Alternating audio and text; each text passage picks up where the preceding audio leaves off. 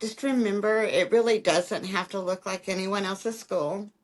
One of the biggest things that God taught me, especially early in my homeschool journey and even in my Christian walk, I was a single mom with kids. And I would look at other families and think, ah, they're so lucky. They have a normal family. My family is different. And, I'm not, haven't had all the education. I'd see these moms who've been to college and everything. And I just thought, man, I don't know. I feel so inferior. They all have this great, perfect life. And the Lord really showed me one day, we have no idea what goes on behind closed doors with people. Don't compare yourself. Just don't. Take where you are, what God has given you, and just enjoy it. And so love your kids. I think the temptation, since I don't have that experience because I don't have kids now with all this computer age, but I think the temptation is to put them on a computer program as Yeah. far as like a school program and leave them there. That doesn't really touch their heart and their Mhm. palate. The things that really touch their heart, they're going to want to continue learning and doing through their life. I'll never forget this one incident. I was still focused on the books. My kids were young.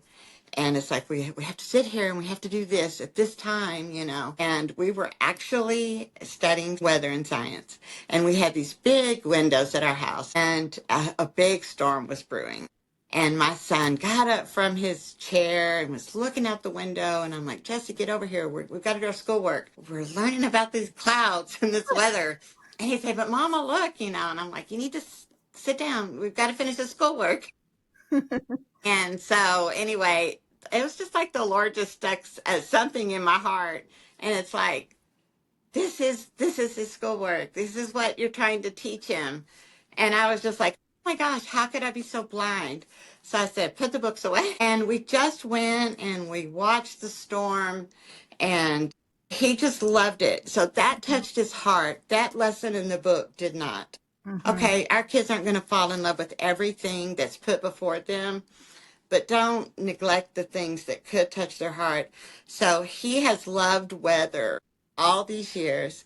He was in Hurricane Ivan over in the Cayman Islands and was outside filming it and was literally getting blown away on the ground and fighting his way back into this house where he was staying. And I really believe it was that very beginning where he could stop his schoolwork and learn Mhm. about the clouds.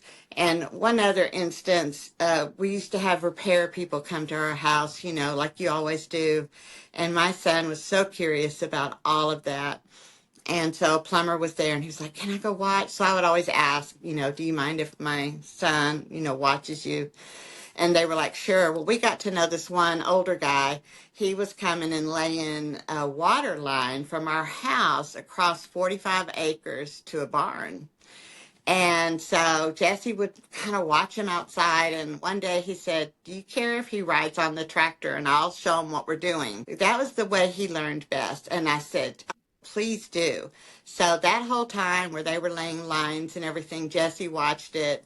Well, his business that he started on his own was directional boring, where Mhm. they bore these lines underground, which is why he was hired to do all the lines in the Cayman Islands. He was so good at it, and they Mhm. wanted him to be the one.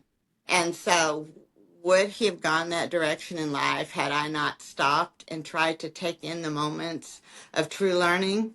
You know, Yeah. and so don't get caught up. Yes, we need our books. We've got to learn lessons, but we do not have to learn every one in there to the exclusion of what's happening around us and Mhm. seeing life and what God wants to teach us. So I would just say, be careful of just putting a kid in front of a computer. It doesn't touch their heart. And Amen. that's what you want to do.